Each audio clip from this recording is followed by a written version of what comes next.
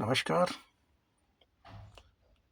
हम शुरू कर रहे हैं एनवायरनमेंट एंड इकोलॉजी और आज का हमारा टॉपिक है फास्फोरस साइकिल।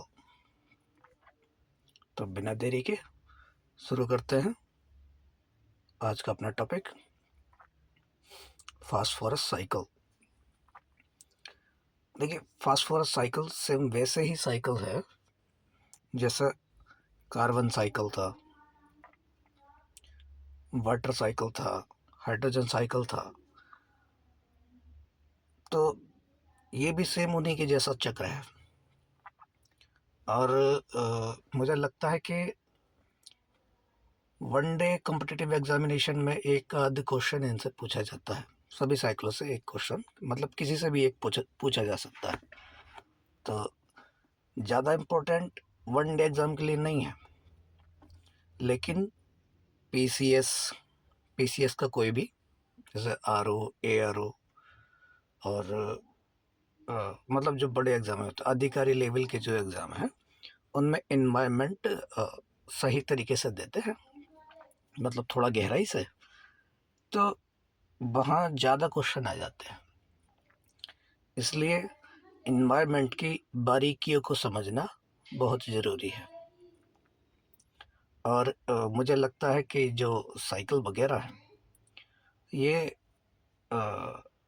छोटी किताबों में नहीं दिए जाते हैं।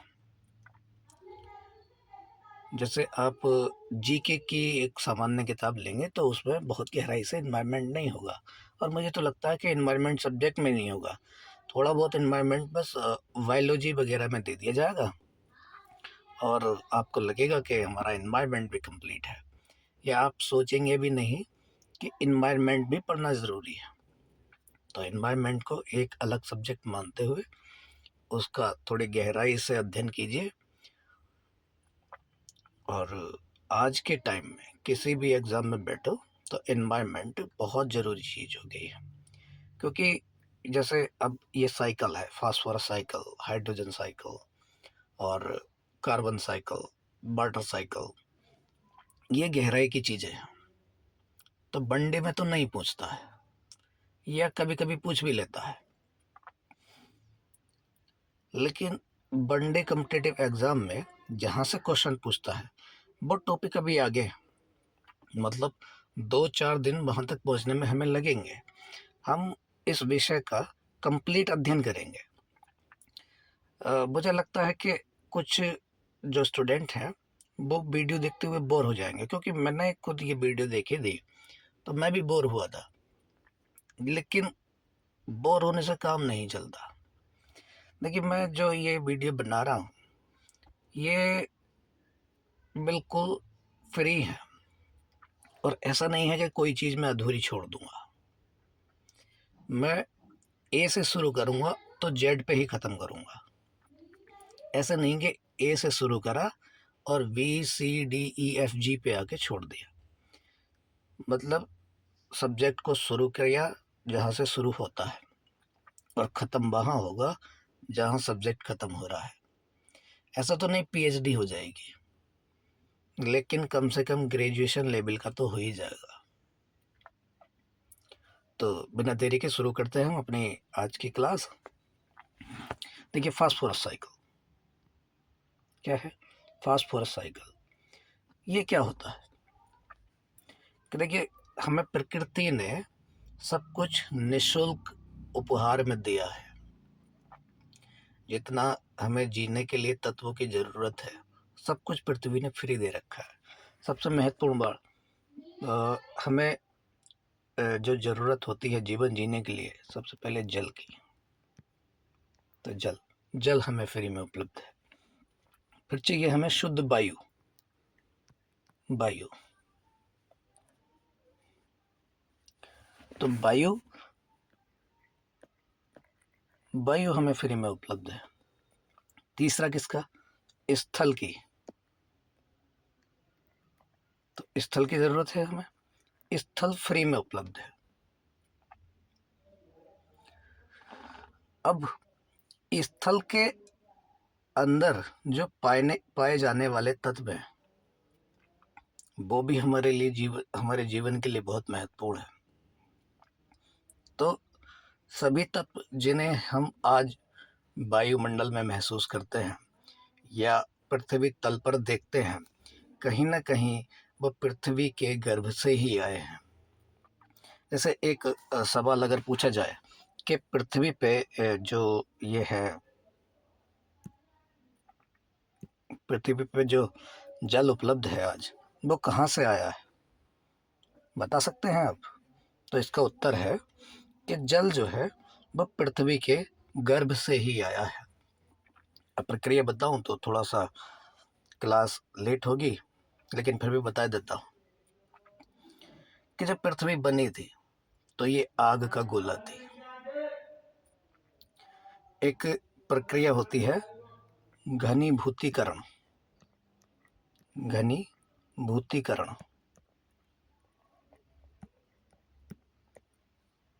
घनीभूतीकरण इसमें क्या होता है कि मान लो कुछ तत्व हैं, कुछ छोटे तत्व हैं, कुछ बड़े तत्व हैं।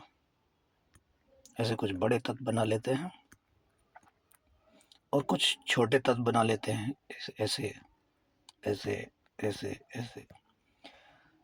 तो अगर ये सब एक जगह समाहित है ना, तो घनीभूतीकरण के अनुसार छोटे तत्व जो है वो बाहर आना चाहते हैं, जो इसके अंदर फंसे हुए हैं, और जो बड़े तत्व हैं वो अंदर जाना चाहते हैं।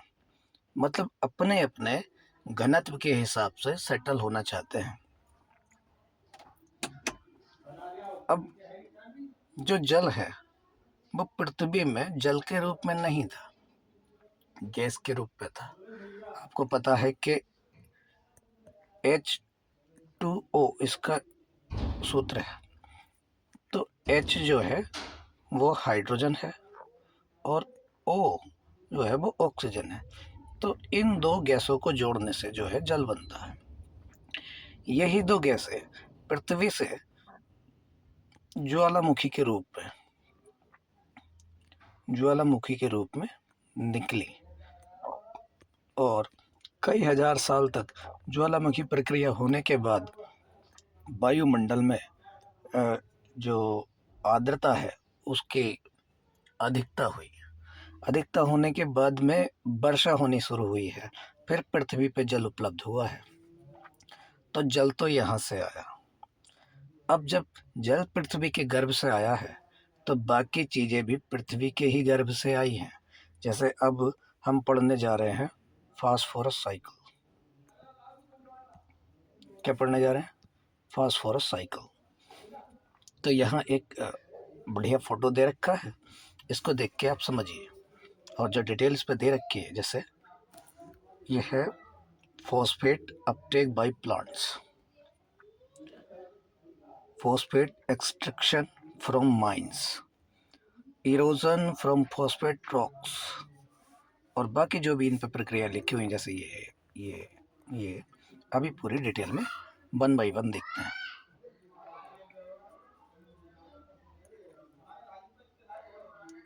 ठीक है, अब पढ़ते हैं फास्फोरस चक्र क्या होता है। ठीक, तो देखिए फास्फोरस चक्र एक बायोजियोकेमिकल चक्र है जो लिथोस्फेयर, हाइड्रोस्फेयर और बायोस्फेयर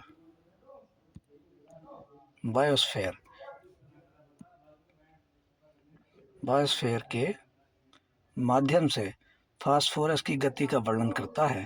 फास्फोरस जीवित जीवों के लिए एक आवश्यक तत्व है जो मुख्य रूप से न्यूक्लिक एसिड, एटीपी और फास्फोलिपिड्स का घटक है। तो यहाँ 3 चीज़ें हमें मिली, एक न्यूक्लिक एसिड, दूसरा एटीपी, चौथा फास्फोलिपिड। पी से दर्शा लेते हैं फास्फोलिपिड। तो ये तीनों क्या है? ये तीनों के तीनों फास्फोरस के घटक हैं। किसके भाई? फास्फोरस के घटक हैं। तो ये बात महत्वपूर्ण है, याद करने की है, याद कर लीजिए या अपनी कॉपी में कहीं नोट्स कर लीजिए। अब फास्फोरस किन चक्रों से होकर हमारे जीवन में पृथ्वी के सतह या पृथ्वी के अस्तित्व में आया है, देखते हैं क्या है। तो फास्फोरस चक्र के चरण। पहला चरण चट्टानों का पक्ष, दूसरा पौधों द्वारा अवशोषण, तीसरा जानवरों द्वारा उपभोग, चौथा विघटन।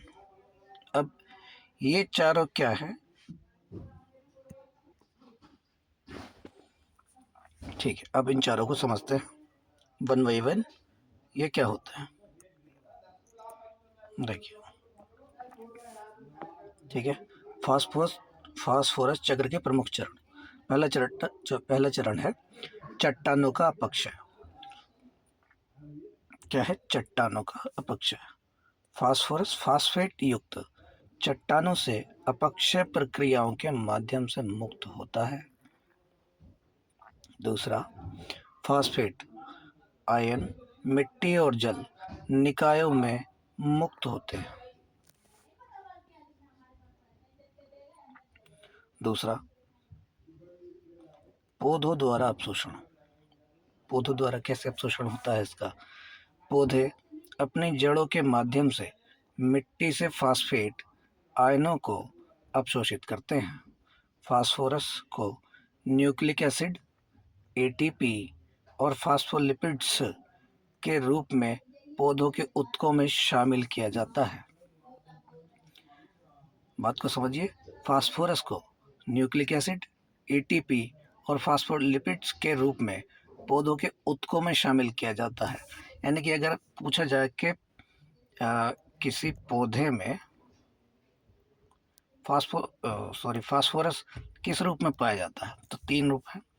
फास्फोलिपिड्स, अमीनो एसिड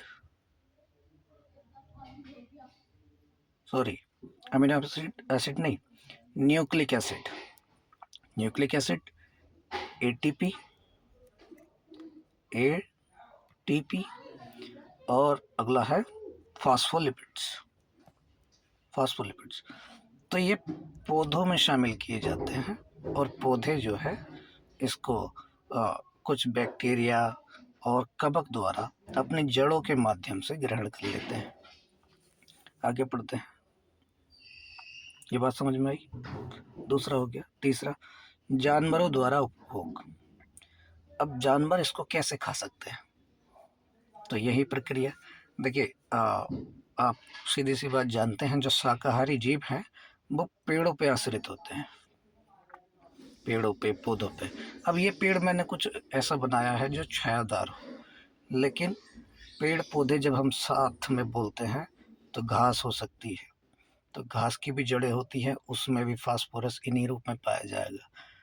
और कुछ बड़े जीव होते हैं जैसे जिराफ, हाथी वगैरह, तो डायरेक्ट पेड़ों के पत्ते वगैरह खा लेते हैं, तो उनके अंदर जो इसमें समाहित है वही तत्व समाहित हो जाता है। जैसे फास्फोरस, जब पेड़ के अंदर फास्फोरस पाया जाता है, बकरी इसको खाएगी, हाथी इसको खाएगा, तो उसके अंदर भी फास्फोरस जाएगा ही जाएगा।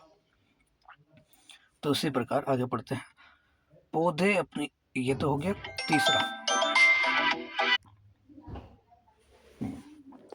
तो जानवरों द्वारा उपभोग तीसरा टॉपिक है हमारा, तीसरी प्रक्रिया, तीसरा चरण। जानवर पौधों या अन्य जानवरों का उपभोग करके, यानी कि उन्हें खा के फास्फोरस प्राप्त करते हैं।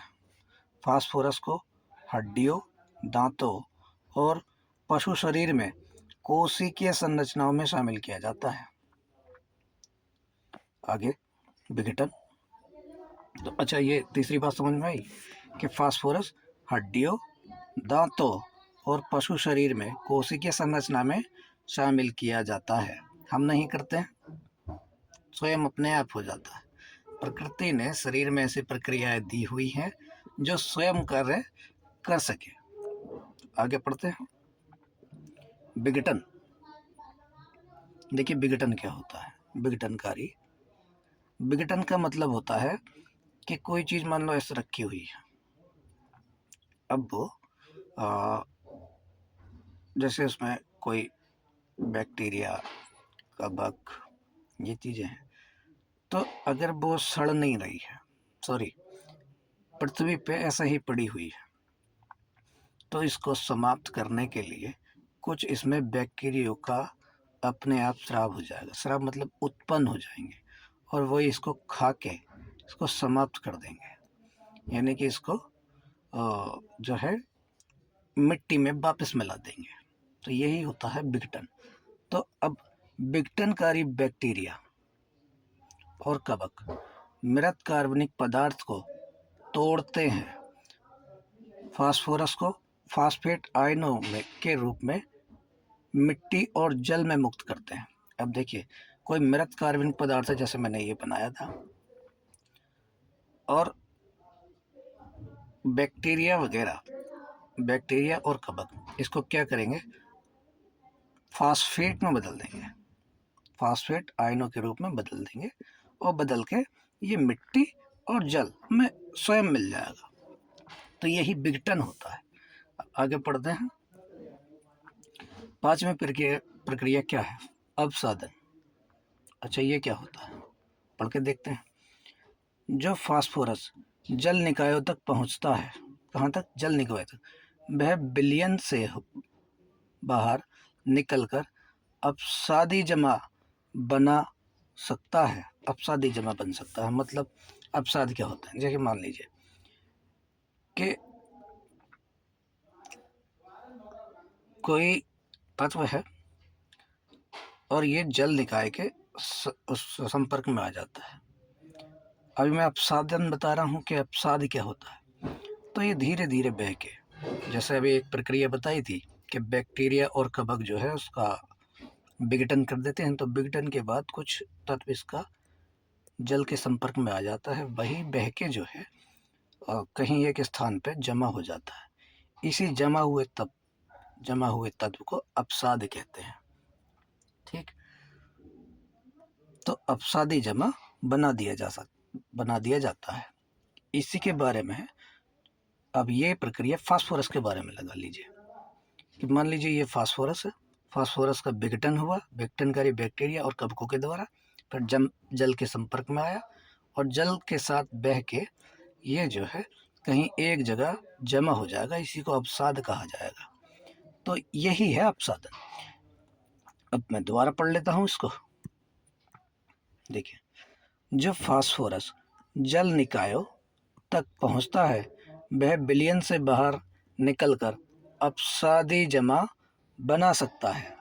दूसरा, भूवैज्ञानिक समय सीमा में ये अपसाद नए फास्फेट युक्त चट्टानों का निर्माण कर सकते हैं।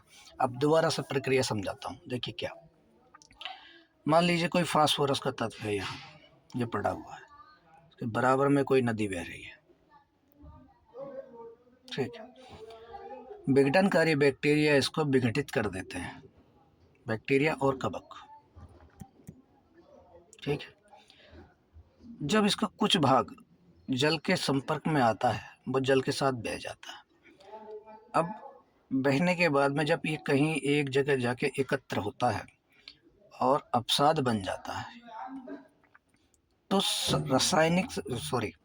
भूवैज्ञानिक समय सीमा में, यानी कि बहुत समय बाद, ये फास्फेट युक्त चट्टानों का निर्माण करता है। मतलब इसी से जो है चट्टानों का निर्माण होगा जो फास्फेट की होंगी। ये दूसरी लाइन समझ में आई, दूसरी लाइन हो गई, पहली लाइन हो गई, और पांचवी प्रक्रिया जो अपसादन है वो भी हो गई। अब इसका देखते हैं। सॉरी, अब देखते हैं मानव प्रभाव फास्फोरस चक्र पर। लाइन समझने की है, कह रहा है मानव प्रभाव फास्फोरस चक्र पर, ऐसा नहीं कह रहा कि फास्फोरस का मानव पर प्रभाव, जबकि सवाल में उल्टा भी पूछा जा सकता है। बताता हूँ, एक मिनट यहाँ रोक के कैसे।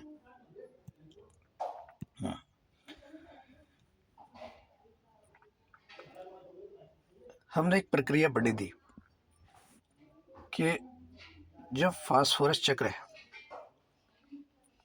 वायुमंडल में जाके किसी तत्व में परिवर्तित हो जाता है, जिससे अम्लीय वर्षा का, सॉरी गलत बनना है चित्र, बता दो दोबारा।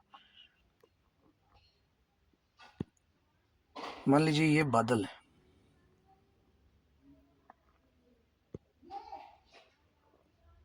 बादल है और वायुमंडल में फास्फोरस है।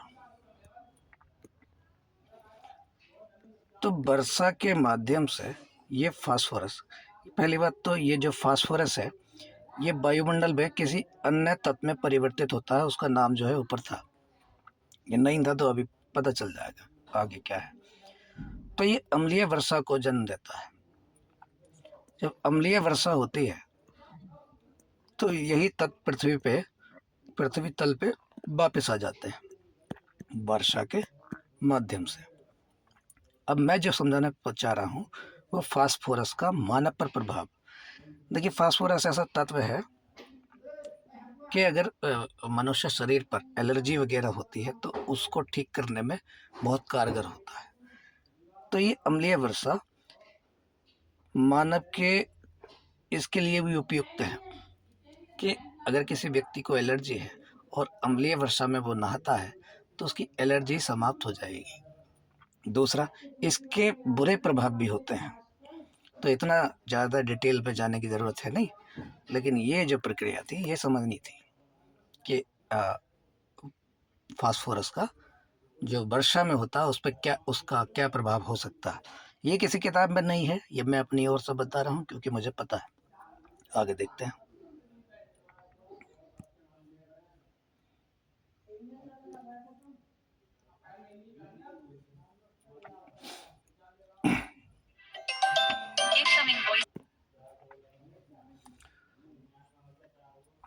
तो शुरू करते हैं क्या अभी। मानव प्रभाव फास्फोरस चक्र पर। अब पढ़ते हैं क्या। देखिए मैंने तो एक बताया था, अब बाकी जो है यहाँ पढ़ लीजिए, जो इसमें नहीं है वो मैंने बता दिया। अब पढ़ते हैं आगे। बिंदु 1 नंबर डाल दो उस पर। 1, उर्वरक उपयोग। फास्फेट उर्वरकों का अत्यधिक उपयोग जल निकायों में प्रवाह का कारण बनता है, जिससे यूट्रोफिकेशन होता है। यूट्रोफिकेशन मैं अभी बताऊंगा कि क्या होता है, इसे रोक के रखते हैं। दूसरा, डिटर्जेंट। फास्फेट युक्त डिटर्जेंट का उपयोग जल प्रदूषण में योगदान करता है। तीसरा है खनन। दूसरा, ये तीसरा खनन। उर्वरक उत्पादन के लिए फास्फेट चट्टानों का खनन प्राकृतिक फास्फोरस भंडारों को बाधित करता है।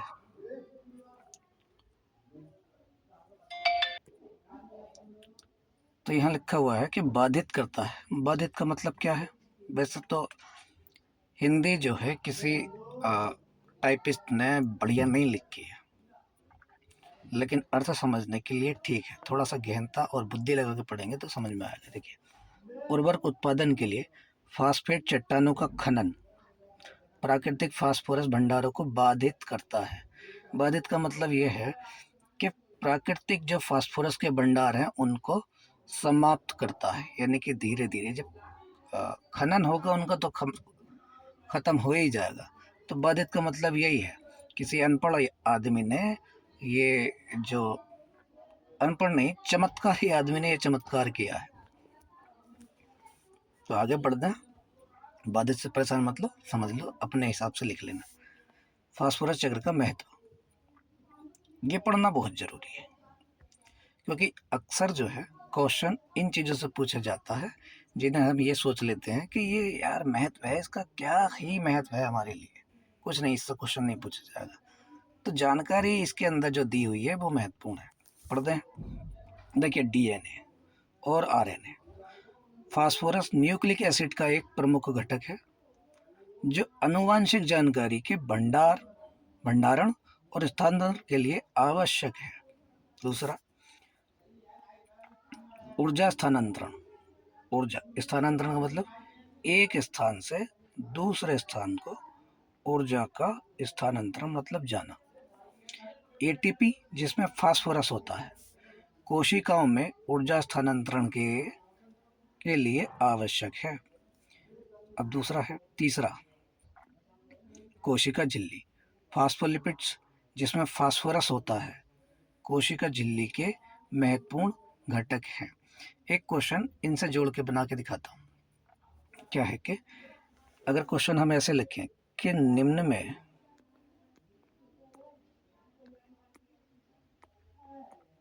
से किस में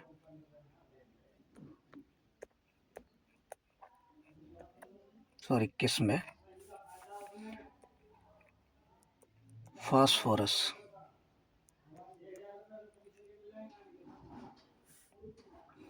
दोबारा सही से लिखता हूँ।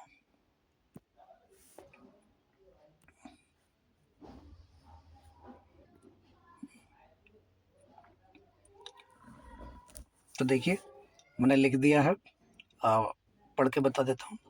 निम्न में से किस में फास्फोरस नहीं होता है?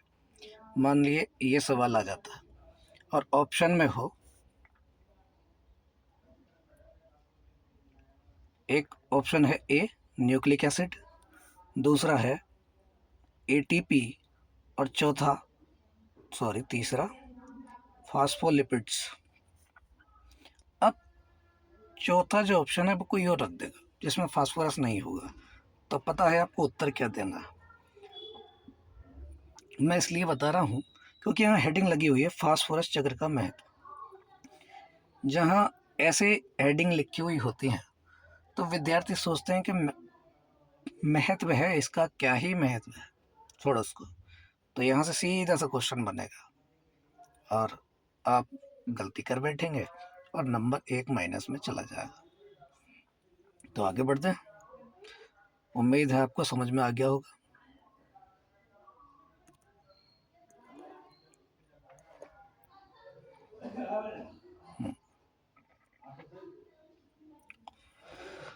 हमारा छठा टॉपिक है,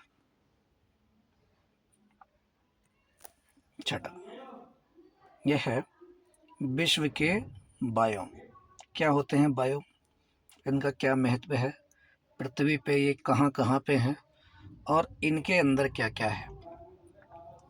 ये एक और महत्वपूर्ण टॉपिक है। अभी हमारे जो सारे साइकिल थे वो समाप्त हुए। इन सारे साइकिल में से आपको एक क्वेश्चन अवश्य ही मिलेगा जिसमें मान लीजिए 50 नंबर का जीके आता है किसी पेपर में।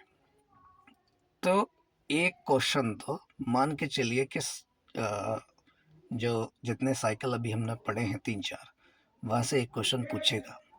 दूसरा, विश्व के बायोम, यहाँ से भी एक क्वेश्चन तो अवश्य ही पूछा जाएगा चाहे किसी भी पेपर में बैठ जाओ। तो पढ़ने बहुत ज़रूरी है और ध्यान से पढ़िए। मैं जहाँ तक कोशिश होगी मैं आपको समझाने की कोशिश करूँगा। वैसे तो ज़्यादा संसाधन मेरे पास नहीं है, लेकिन जितने हैं उनसे काम मैं चला रहा हूँ और आप भी थोड़ा सा सहयोग करें। पढ़ते हैं विश्व के बायोम, हमारा छठा टॉपिक है। आगे पढ़ते हैं, समझ लेते हैं क्या होते हैं। बायोम पृथ्वी की सतह पर बड़े पारिस्थितिकी क्षेत्र होते हैं। कैसे? ये बड़े पारिस्थितिकी क्षेत्र हैं जिनमें जीव और वनस्पति अपने वातावरण के अनुसार अनुकूलित होते हैं मतलब ढलते हैं, जिन्हें जलवायु, भूविज्ञान, मृदा और वनस्पति जैसे कारकों द्वारा परिभाषित किया जाता है। इसका मतलब समझा देता हूँ कि अगर हम लिखते हैं बायोम,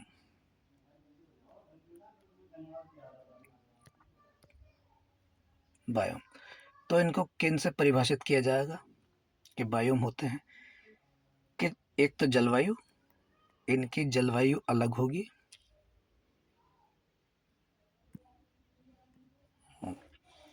सॉरी कुछ गड़बड़ी हो गई थी, पढ़ते हैं। तो अगर बायोम को परिभाषित करना है,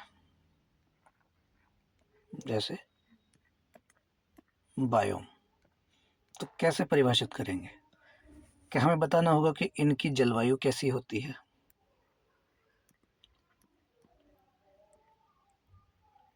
जलवायु। दूसरा, भूविज्ञान, यहाँ की जो चट्टानें हैं या जो यहाँ की स्थल आकृति हैं, भूतल बताना होगा। और तीसरा, यहाँ किस प्रकार की वनस्पति पाई जाती है, वो भी बताना होगा। और चौथा, इसमें रहने वाले जीव और जंतु, उनके बारे में भी बताना होगा। तो बायोम को इन चीजों से परिभाषित किया जाएगा। ठीक, समझ में आया? आगे पढ़ते हैं, इसको खत्म कर लेते हैं। दोबारा पढ़ते हैं। बायोम पृथ्वी की सतह पर बड़े पारिस्थितिकी क्षेत्र होते हैं जिनमें जीव, वनस्पति अपने वातावरण के अनुसार अनुकूलित होते हैं। इन्हें जलवायु, भूविज्ञान, मृदा, वनस्पति जैसे कारकों द्वारा परिभाषित किया जाता है। बायोम विशिष्ट जैविक समुदाय होते हैं। अभी मैंने जीव जंतु के बारे में बताया था कि जैविक जीव जंतु के बारे में भी परिभाषित करना होगा। होते हैं जो साझा भौतिक जलवायु के अनुसार बने होते हैं। अब आगे बढ़ते हैं कि बायोम के मुख्य प्रकार क्या हैं, मतलब किस किस प्रकार के ये होते हैं। तो पहले इनकी गिनती ही देख लेते हैं।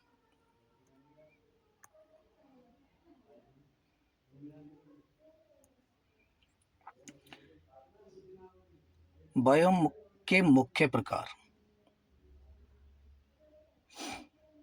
यहाँ मुख्य लिखा हुआ है, लेकिन जितने इसमें दे रखे हैं इतने किसी किताब में नहीं देगा, आई गारंटी।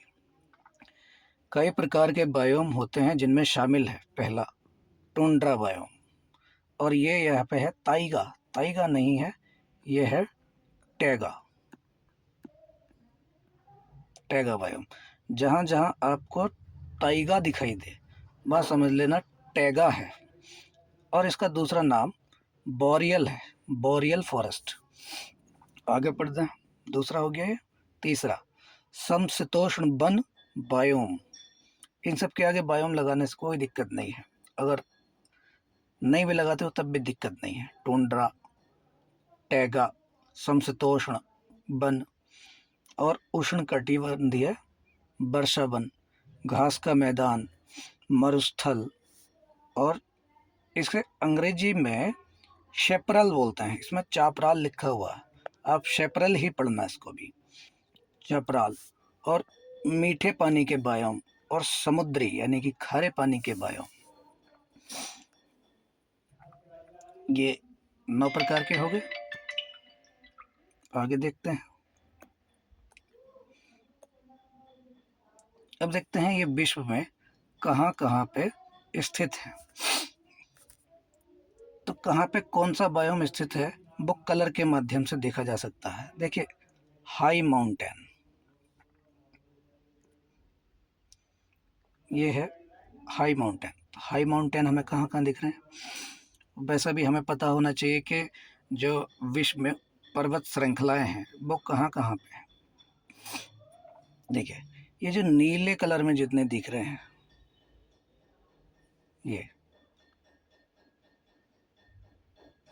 ये सब हाई माउंटेन है। इसको तो हम जानते ही होंगे, ये क्या है।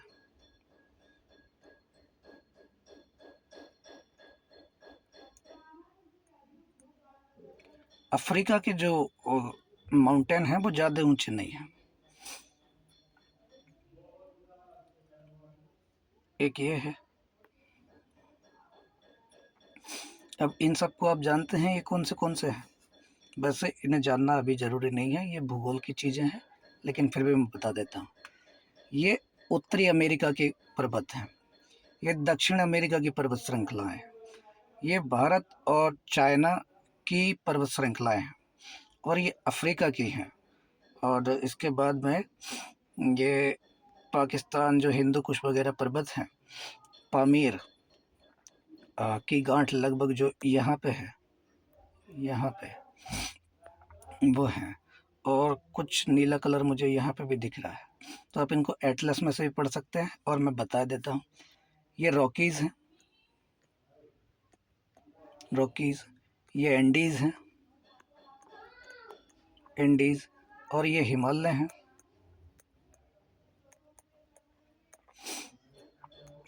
यहाँ पे जो है ये अफ्रीका की सर्वोच्च चोटी है, इसका क्या नाम है आपको बताना होगा। ऐसा ना सोचे कि मुझे नहीं पता, मुझे भी पता है।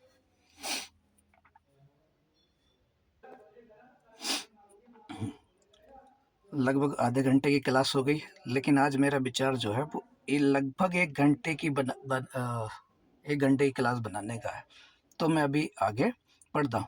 देखिए, ज़्यादा मैं इसमें इसलिए नहीं समझा रहा हूँ क्योंकि आपको एटलस भी पढ़नी ही पढ़नी है। उसकी वजह यह है कि हम जितना अपने हाथ से रिसर्च करते हैं उतना हमें ज़्यादा याद रहता है। और इसके बाद जब मैं आपको भूगोल पढ़ाऊँगा तो विश्व की जितनी लोकेशन तुम्हें याद करनी है और याद करनी ज़रूरी है, वो सब आपको स्वयं याद करवाता चलूँगा। खुद याद करने की ज़रूरत नहीं पड़ेगी। भूगोल की बहुत अच्छी ट्रिक मेरे पास है, क्योंकि यूपीएससी में ज्योग्राफी मेरा ऑप्शनल है और मैंने बाकायदे बहुत अच्छी तरीके से पढ़ा हुआ है। और भूगोल वैसे भी मेरा इंटरेस्टिंग विषय है, और भूगोल का मास्टर एनवायरनमेंट तो पढ़ाएगा ही पढ़ाएगा। तो अभी आगे चलते हैं। हाँ सॉरी, यहाँ पे और मुझे चीज़ें बतानी है। देखिए, मैंने केवल ये हाई माउंटेन वाला बताया है। अब इसके हिसाब से आपको कलर के अनुसार मैच कर लेना है कि ये जैसे सफ़ेद कलर में दे रखा है पोलर आइस, तो ये पोलर आइस है। ये जहाँ इसका सफ़ेद कलर दिख रहा है तो पोलर आइस का क्षेत्र जो है वो ये है। और भी कहीं सफ़ेद कलर होगा तो बताता हूँ मैं। देखिए,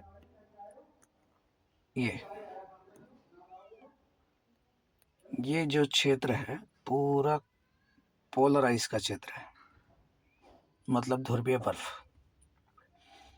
अब इसी हिसाब से कलर के अनुसार मैच कर लेना है आपको कि आर्कटिक टुंड्रा कहाँ पाए जाएंगे, टेम्परेट ग्रासलैंड कहाँ पाए जाएंगे, ट्रॉपिकल ग्रासलैंड वो कहाँ पाए जाएंगे। शेपरल, देखिए ये आ गया, मैं इसको बोला था जो वहाँ चपारल लिखा हुआ था, शेपरल बोलते हैं इसको, ये रेड कलर में है। तो ऐसे ही आप सबको कलर के अनुसार मैच कर लें कि ये कहाँ कहाँ पाए हुए हैं, सॉरी लोकेटेड है। आगे चलते हैं इसमें, क्योंकि ज़्यादा बताने की कोई ज़रूरत है नहीं, बाकी सब कुछ लिखा ही हुआ है।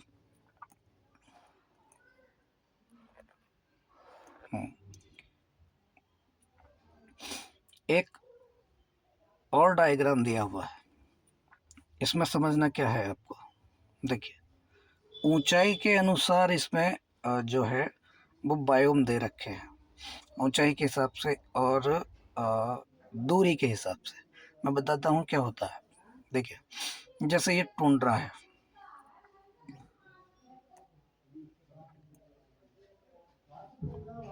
ये टुंड्रा क्षेत्र है। टुंड्रा के आगे आपको मिलेगा टाइगा क्षेत्र। कौन सा? टाइगा क्षेत्र, ये लिखा हुआ है। और इसके आगे भी आपको मिलेगा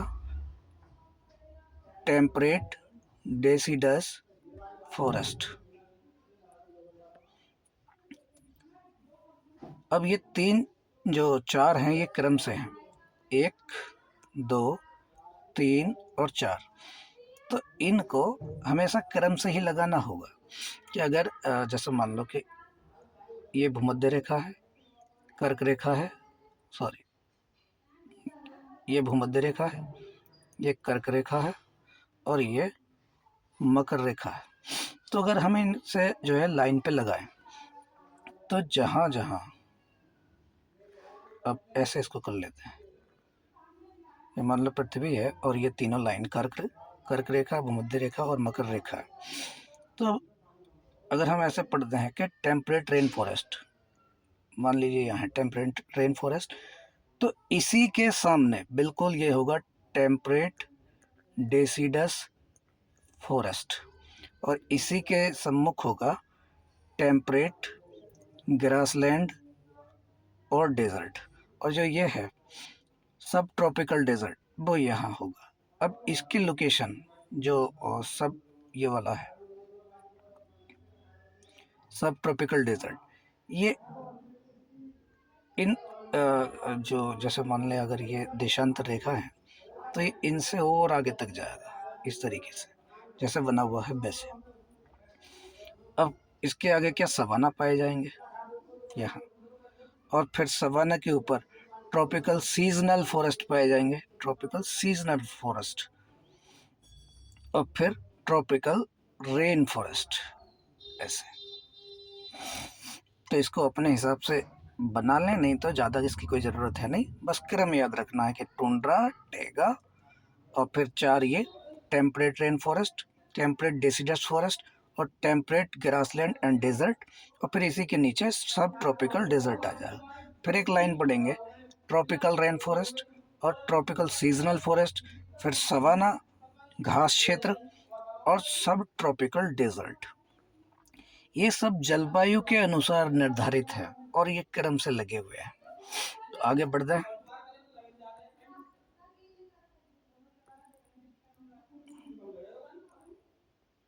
देखिए एक और डायग्राम,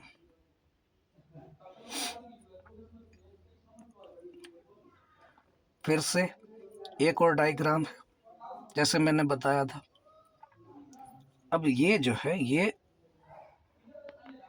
ऊंचाई के अनुसार है, और ये वाले जो है ये क्या टाइम बोलते हैं इसको, अक्षांश के अनुसार है।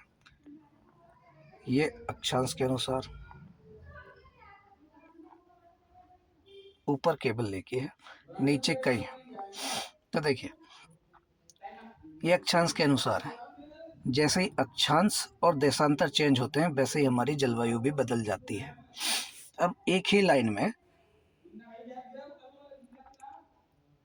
पहले दे रखा है ड्राई ट्रॉपिकल डेजर्ट, यानी कि सूखे उष्ण कटिबंधीय क्या है वन।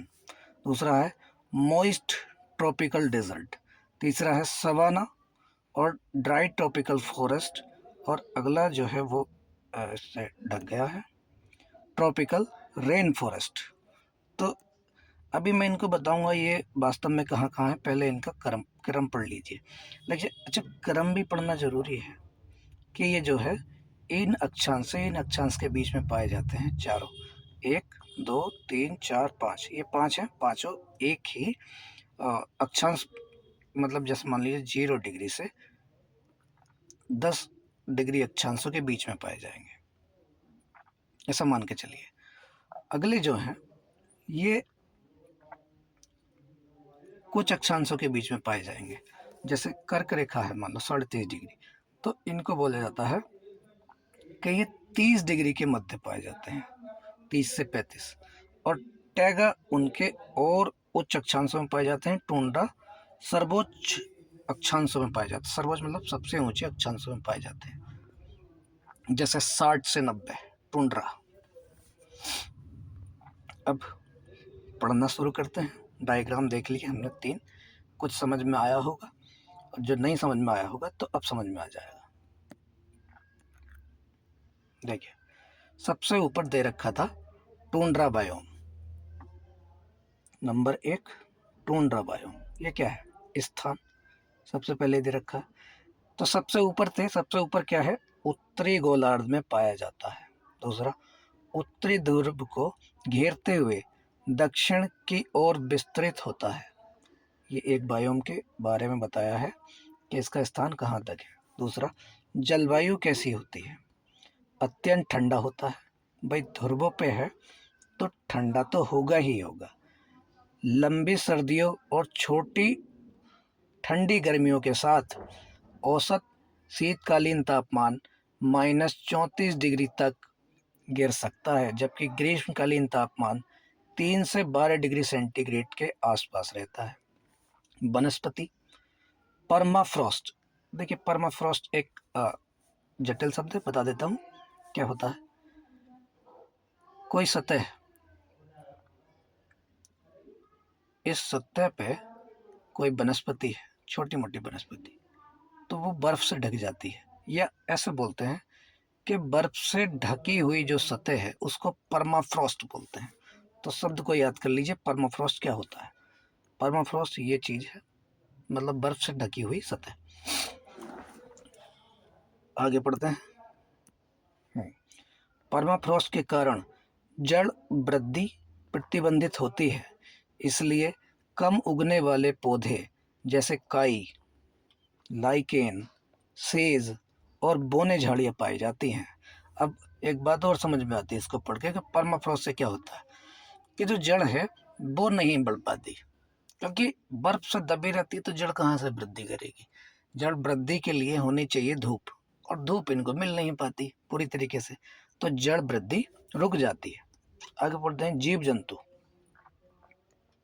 जीव जंतु इसमें ठंडे वातावरण के अनुकूलित जानवर शामिल होते हैं, मतलब ऐसे ही जानवर पाए जाएंगे यहाँ जो बहुत ज़्यादा सर्दी को सहन कर सकते हैं, जैसे करीबू, आर्कटिक लोमड़ी, बर्फीला उल्लू और ध्रुवीय भालू। अब ये सवाल पूछा जा सकता है कि करीबू करीबू आर्कटिक लोमड़ी, बर्फीला उल्लू और ध्रुवीय भालू कौन से बायोम में पाए जाते हैं। तो उत्तर आपको पता है कि टुंड्रा बायोम में पाए जाते हैं। उदाहरण, ये आर्कटिक टुंड्रा के उदाहरण है, टुंड्रा के उदाहरण है। तो पढ़ते हैं उदाहरण। आर्कटिक टुंड्रा जिसमें कनाडा, रूस, ग्रीनलैंड के क्षेत्र शामिल हैं। देखिए भाई बात पूरी खुल के आ गई है कि केवल अक्षांश से काम मत चलाओ। अब देशों के नाम भी लिख दिए कि आर्कटिक टुंड्रा जिसमें कनाडा, रूस और ग्रीनलैंड के क्षेत्र शामिल हैं। यहाँ टुंड्रा बायोम पाए